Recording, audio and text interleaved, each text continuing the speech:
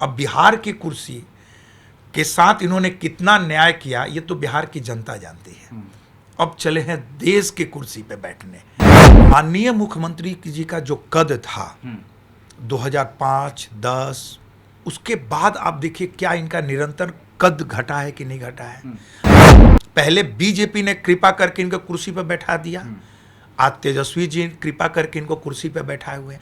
जो व्यक्ति खुद कृपा पे बैठे हुए हैं वो कहाँ मजबूत है, आप मुझे बताइए। बार बार उप मुख्यमंत्री बदल जाते हैं, बार बार विपक्ष के नेता बदल जाते हैं, कुर्सी पे जाके यही बैठ जाते हैं। बताओ, महिला अधिकारी के दौड़ा दौड़ा के कोइलवर में उस तरह के आप पीटा जाता है। अब बताइए कि बिहार कितना शर्मसार हुआ है राष्ट्रीय और अंतर्राष्ट्रीय स्तर पे।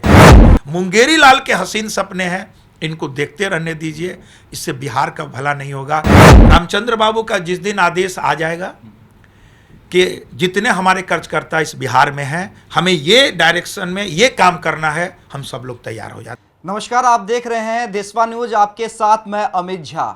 बिहार की राजनीति हर दिन कुछ न कुछ गर्मागर्म सियासत देखने को मिलती ही है। उपेंद्र कुशवाहा ने सुबह सुबह बयान देकर बम फोड़ दिया है। हमारे साथ आरसीपी सिंह के बेहद करीबी नेता कन्हैया सिंह जी मौजूद हैं। कन्हैया बाबू, उपेंद्र कुशवाहा कह रहे हैं कि जेडीयू को तोड़ देंगे, बचा सकते हैं तो नीतीश कुमार और ललन बाबू थोड़ा बचा के दिखला लें। कितना दम है बयान में? पहले तो मैं देशवा के जितने दर्शक लोग हैं, बिहार के लोग, पूरे देश के लोग, अमित भाई को पिछले मैं करीब 14-15 साल से मैं जानता हूं। अमित भाई, एक बात मैं बता दूं कि उपेंद्र जी जो भी बोल रहे हैं ना, सत्य बोल रहे हैं। जेडीयू पार्टी में अंदर व्याकुल लोग हैं। तमाम एमपी, विधायक, मंत्री से मेरी भी बातें होती है। एक अंदर शून्य की अवस्था में लोग हैं। वो लोग समझ नहीं पा रहे कि माननीय मुख्यमंत्री जी क्या करेंगे। आप तो जानते हैं कि माननीय मुख्यमंत्री जी के लिए मैं हमेशा बोलता हूँ, कुर्सी कर्म, कुर्सी धर्म, कुर्सी परमो धर्म, कुर्सी नास्ति यश पुरुषम, हे कुर्सी, हे कुर्सी, हे कुर्सी।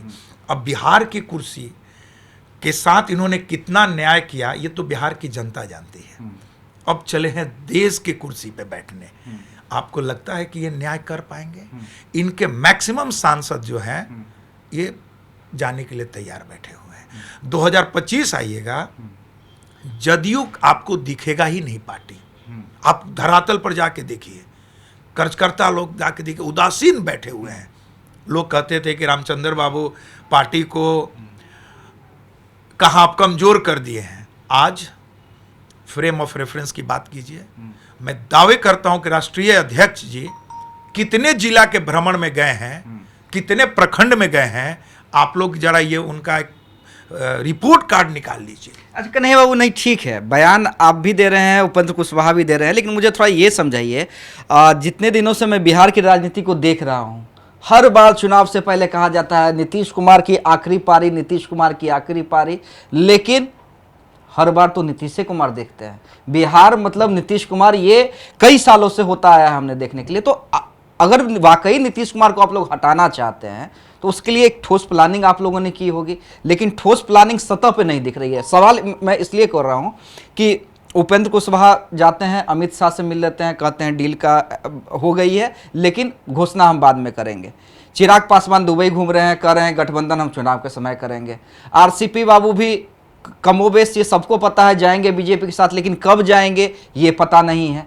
तो नहीं लगता है कि कहीं ना कहीं जो सहयोगी दल हैं या बीजेपी को मजबूत, बीजेपी ही के तरफ से ही कहीं ना कहीं लेट हो रहा है, और ऐसे में महागठबंधन तो मजबूत होते जा रहा है? अमित भाई, एक बात तो जान लीजिए और आप मानेंगे, आप बहुत साल से बिहार की राजनीति को करीब से देख रहे हैं। माननीय मुख्यमंत्री जी का जो कद था 2005-10, उसके बाद आप देखिए क्या इनका निरंतर कद घटा है कि नहीं घटा है। कितने विधानसभा पे कितने विधायक के साथ आज है ये देखिए। आज ये दूसरे पे आश्रित बैठे हुए हैं। पहले बीजेपी ने कृपा करके इनको कुर्सी पर बैठा दिया, आज तेजस्वी जी कृपा करके इनको कुर्सी पर बैठाए हुए हैं।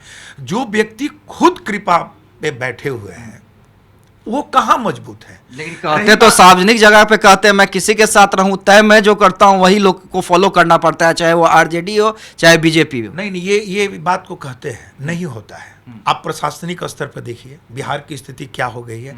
रही बात बीजेपी की, 2024 चुनाव के पहले क्या होगा, कौन गठबंधन में रहेगा, अभी तो ये दूर की बात है।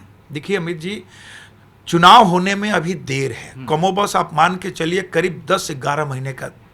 ये सारी चीजें आपको मॉनसून के बाद आप देखिए, आपको एक ब्लूप्रिंट तो दिख जाएगा। ये आप तो मान के चलेंगे कि उपेंद्र कुशवाहा जी के आने से बीजेपी मजबूत ही हुआ होगा, अब हुआ है। जेडीयू कमजोर हुआ है। रामचंद्र बाबू ने पूरी परसेप्शन बना दिया। ये सबसे पहले आप उठा के देखिए कि यदि माननीय मुख्यमंत्री जी को किसी व्यक्ति ने कमजोर किया है, क्योंकि देखिए 20 से 22 साल ये रामचंद्र बाबू माननीय मुख्यमंत्री जी के साथ रहे और सारी चीजों को उनको ढक देते थे, पेंट करके, और मार्केट में वो चलाते थे। उनके जाने के बाद देखिए आज हाल क्या हो गया है।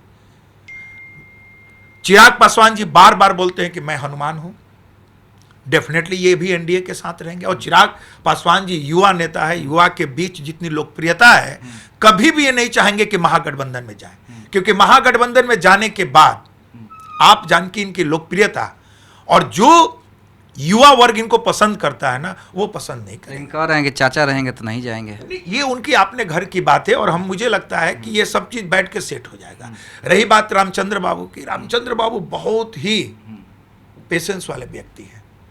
आप देखिए माननीय मुख्यमंत्री जी के साथ 22 साल से जो व्यक्ति रहा, और 22 साल में उन्होंने कहते हैं कि क्या दिया इन्होंने। आज देखिए कितने ब्यूरोक्रेट्स जो हैं आज कहां है, तो ये मत सोचे कि माननीय मुख्यमंत्री जी उनको बहुत कुछ दे दिया। उनमें काबिलियत था तभी दिया उन्होंने, और दूसरे को दे दिया, अभी राष्ट्रीय अध्यक्ष बना दिया। कहां गया काबिलियत, पार्टी को कहां पहुंचा दिया, उठा के देखिए। प्रकोष्ठ की कोई हाल नहीं है। आप देखेंगे खाली खुश करने के लिए महासचिव, सचिव, उपाध्यक्ष बना दिया जाता है, जिला स्तर पे कोई कार्यक्रम नहीं हो रहा है। तमाम आरोप सही है, लेकिन एक चीज तो ये मानिए कि नीतीश कुमार में वो राजनीतिक क्षमता है, कन्विंसिंग पावर है, जो अपने सहयोगियों को किसी भी चीज के लिए कन्विंस कर लेते हैं। और अगर नहीं कर पाते हैं तो आप लोग, आरसीपी बाबू ने कुछ दिन पहले कहा था पीएम है, पीएम थे, पीएम रहेंगे, यानी पलटी मार। तो कुछ भी करके सत्ता में तो बने रहते हैं। अभी सुब्रमण्यम स्वामी का बयान आया है कि राहुल गांधी अयोग्य घोषित होने के बाद वो चेहरा होंगे, प्रधानमंत्री का चेहरा होंगे नीतीश कुमार। अच्छा एक चीज बताइए कि सत्ता या कुर्सी परमो धर्म मान के जो राजनीति व्यक्ति करेगा, तो माननीय मुख्यमंत्री जी को मुबारक हो। अच्छा कुर्सी किसको प्यारी नहीं कन्हैया बाबू, ये देखिए कहने की बात होती है, क्या कुर्सी बीजेपी को नहीं प्यारी है? अगर नहीं प्यारी रहती तो हर राज्य में अगर दूसरे की भी सरकार रहती है तो तोड़ के बना लेते हैं। तो कुर्सी किसको प्यारी नहीं है? कुर्सी आरसीपी बाबू को प्यारी नहीं है, चिराग पासवान को प्यारी नहीं है, उपेंद्र कुशवाहा को प्यारी नहीं है, सबको प्यारी है। राजनीति कर रहे हैं तो भाई कुर्सी चाहिए। कुर्सी प्यारी है, लेकिन कुर्सी के लिए सब चीज तो नहीं खोएंगे। आप एक बात मुझे बताइए, क्या माननीय मुख्यमंत्री जी की लोकप्रियता में गिरावट आई है कि नहीं आई है? और यदि आई है तो अपने सिद्धांत से समझौता करके। मैं तो कह दिया कि कुर्सी उनके लिए परमो धर्म है। यदि इस तरह से कुर्सी पे रहना, आप मुझे बताइए, बार बार उप मुख्यमंत्री बदल जाते हैं, बार बार विपक्ष के नेता बदल जाते हैं, कुर्सी पे जाके यही बैठ जाते हैं, एंट्री खोल दी जाती है ना। जो लोग कहते हैं, कभी आरजेडी कहती है चाचा के लिए एंट्री बंद, एंट्री खोल देते हैं। बीजेपी कहती है कि अब नीतीश कुमार के लिए एंट्री बंद, एंट्री खुल जाती है। नहीं, मुझे जहां तक जानकारी है अब बीजेपी शायद इनकी एंट्री नहीं कराएगी, और बीजेपी यदि एंट्री कराएगी तो उसकी भी हाल वही होगी जो नीतीश कुमार के माननीय मुख्यमंत्री जी की हो गई है। आप ये जान लीजिए, माननीय मुख्यमंत्री जी के, मैं तो तमाम युवा वर्ग से यही कहूंगा कि यार किसी को भी अपना मेंटोर बनाना, पॉलिटिकल मेंटोर बनाना, लेकिन माननीय मुख्यमंत्री जी को नहीं बनाना, इसलिए कि बिहार की हाल का बा इहो तू जाना तारा। बताओ, महिला अधिकारी के दौड़ा के कोइलवर में उस तरह के आप पीटा जाता है। अब बताइए कि बिहार कितना शर्मसार हुआ है राष्ट्रीय और अंतर्राष्ट्रीय स्तर पे। क्या माननीय मुख्यमंत्री जी यही मॉडल लेके जाएंगे देश में? अब कौन एक्सेप्ट करेगा मुझे बताइए, कौन? क्या ममता बनर्जी जी एक्सेप्ट करेंगे? इनसे बड़े नवीन पटनायक जी एक्सेप्ट करेंगे? शरद पवार जी एक्सेप्ट करेंगे? नहीं करेंगे। अभी तो जितना भी भ्रष्टाचारी है ना, इस सबको डर है कि इस बार मोदी जी आ गए ना तो जितना भ्रष्टाचारी है ना इस सब देखिए देश छोड़ के भाग लेकिन गए। नीतीश कुमार पे तो भ्रष्टाचार के दाग ना नहीं लागल। हमरा एगो बात कही, अगर कोई बिहारी अगर पीएम के चेहरा के उम्मीदवार हो ही जाए तो दिक्कत का बटे? अच्छा एक चीज बताइए, किसी को कोई दिक्कत नहीं है, लेकिन मॉडल कौन सा लेके जाएंगे? बिहार के साथ जो व्यक्ति न्याय नहीं कर पाया, मैं अपने घर के साथ न्याय नहीं कर पाऊंगा, अपने भाई के साथ नहीं न्याय कर पाऊंगा, तो आपको लगता है कि समाज या इस राज्य के साथ न्याय कर पाऊंगा? अरे कोई, अच्छा मान लिया माननीय मुख्यमंत्री जी बिहार से क्या लेके जाएंगे? यहाँ की शिक्षा व्यवस्था, यहाँ की स्वास्थ्य व्यवस्था, यहाँ क्या प्रशासनिक व्यवस्था, अच्छा कौन सा व्यवस्था हमको लेके जाएंगे मुझे बताइए? शराबबंदी की है वो वाला लेके जाएंगे कि पूरे देश में? तब तो माननीय मुख्यमंत्री जी जब देश का प्रधानमंत्री बनेंगे तो सर ये कह दे कि शराबबंदी पूरे देश में लागू हो जाएगा, लागू करके दिखा देते, बोल दे तो नहीं जाएंगे अमित भाई, ये कहीं नहीं जाएंगे। इनको ना बार बार एक इनके ना कीड़ा है, ये आज से नहीं, ये कीड़ा 2010 के बाद ही इनको लग गया था। पाँच साल तो सिर्फ चला ही, 10 के बाद आपको याद होगा कि 10 के बाद ही इनको कीड़ा लग गया था कि देश का प्रधानमंत्री, इनके कुछ मित्र थे पुराने, वही लोग इनको हमेशा उकसा देते हैं। और आजकल नेता बैठा हुआ भूजा पार्टी, सब भूजा पार्टी क्या लगा हुआ है कि इनको किसी तरह देश, मैं तो यहां तक जानता हूं कि इनके एक बहुत अच्छे ऑफिसर हैं जो गया से चुनाव की भी तैयारी कर रहे हैं, और उनको लगता है कि माननीय मुख्यमंत्री जी प्रधानमंत्री के कुर्सी के नजदीक बैठे। अब तो लोग सब बैठ के कैबिनेट मिनिस्टर कौन क्या होगा ये सब बनाते हैं, ये सपना देखते हैं। मुंगेरी लाल के हसीन सपने हैं, इनको देखते रहने दीजिए, इससे बिहार का भला नहीं होगा। बिहार में बैठ के बिहार की जनता के साथ न्याय करेंगे अमित भाई, तो यही इनके लिए बड़ी बात होगी। पहले इससे तो निपटारा कर ले बिहार से, यहाँ के लोग इस बार नहीं छोड़ेंगे। अच्छा आखिरी सवाल बटे, आरसीपी बाबू की एंट्री होगी ये तो सभी लोग जानते हैं, कब होगी, किस स्तर पे होगी, किस भूमिका में होगी? क्योंकि दावे सब तरफ से किए जा रहे हैं, चाहे उपेंद्र कुशवाहा के समर्थक हों, बीजेपी सम्राट चौधरी को प्रदेश अध्यक्ष बना के एक संकेत दे चुकी है, चाहे आप लोग हों कह रहे हैं कि आरसीपी बाबू ही चेहरा होंगे, नीतीश कुमार का विकल्प होंगे, चाहे चिराग पासवान की पार्टी के लोग हों वो कह रहे हैं कि चिराग पासवान ही मुख्यमंत्री का चेहरा होंगे। तो आरसीपी बाबू की क्या भूमिका होगी और कब तक वो बड़ी एंट्री ले रहे हैं, किस रोल में रहे? देखिए हम लोग चूंकि शिक्षक हैं तो आज्ञाकारी छात्र हैं, आज्ञाकारी कार्यकर्ता है। रामचंद्र बाबू के हम लोग कार्यकर्ता हैं, जो भी है रामचंद्र बाबू जो कहते हैं हम लोग वही कहते हैं, दाएं तो दाएं बाएं तो बाएं। उनकी बात किससे चल रही है नहीं चलती है ये भी हम लोग को पता नहीं अमित भाई। रामचंद्र बाबू का जिस दिन आदेश आ जाएगा कि जितने हमारे कार्यकर्ता इस बिहार में हैं हमें ये डायरेक्शन में ये काम करना है, हम सब लोग तैयार हो जाते हैं। और जो भी जिम्मेदारी मिलेगी, जो भी रिस्पॉन्सिबिलिटी मिलेगी रामचंद्र बाबू को, उसको निभाने में ये हर तरह से तैयार बैठे हुए हैं। एक बार जान लीजिए इनमें काबिलियत, एक बार जान लीजिए रामचंद्र बाबू में, आरसीपी सर में जितनी काबिलियत है ना, उतनी काबिलियत का भी बिहार में यूज नहीं हुआ अमित भाई। ये हो सकता है कि यहाँ के नेताओं जैसा निगेटिव बात करने वाले नहीं हो, हमेशा एक सोच इनकी पॉजिटिव होती है। बार बार बोलते हैं ईश्वर ने आंख आगे दिया है, आगे की ओर सोचो।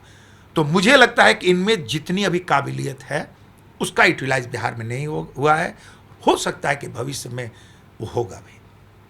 चलिए, भविष्य के घर में सब कुछ है, लेकिन हम वही कह रहे हैं कि बिहार की सियासत हो सकता है इस बार केंद्र की सियासत को तय करे, और इसलिए हर एक व्यक्ति की राय जो भी पॉलिटिकल है और जो भी आप कहें कि महागठबंधन और एनडीए से नाता रखता है और जिसका थोड़ा भी वजूद है, उसका राय काफ़ी इंपॉर्टेंट है। और ऐसे में आरसीपी सिंह के बेहद करीबी जिनकी बड़ी भूमिका होने वाली है, कन्हैया सिंह हमारे साथ थे, उनकी राय हमने जाना और सब लोगों ने मिलकर एक प्लानिंग तो कर ली है कि नीतीश कुमार को किसी कीमत पे 2025 में आने नहीं देना है और 2024 का जो सपना है उसे भी चकनाचूर कर देना है।